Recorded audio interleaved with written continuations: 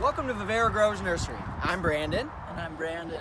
And people always ask us, what kind of plants do hummingbirds love? So today we're going to show you a few of our favorites.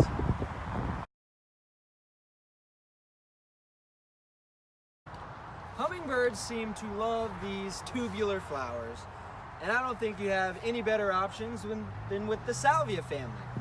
You have the classic mystic spires, you have some ground cover, you have the leucantha. Great choices.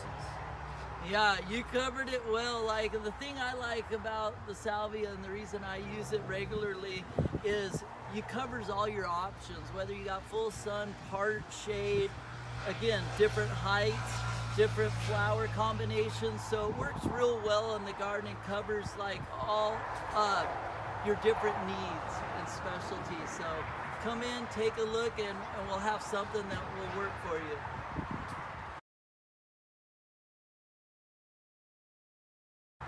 Here's a Leonotis. I really like this one.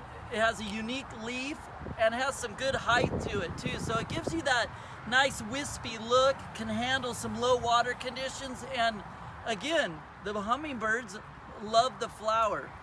What about yours, Brandon? So I chose the Tecoma Lydia because it's a little different than your standard Esperanza yellow bells. This one's gonna stay a little more compact, a little, tighter, and it's not gonna go all over the place. Perfect.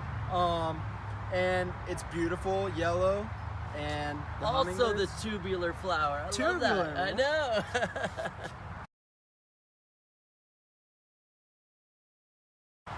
All right, so this right here is the firecracker fern. Again, another tubular bloom that just looks amazing today.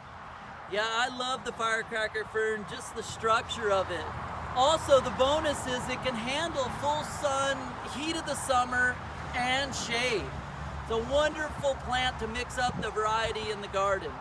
And obviously, it's not bad to put it in a container. This one is thriving, and it's just covered in blooms.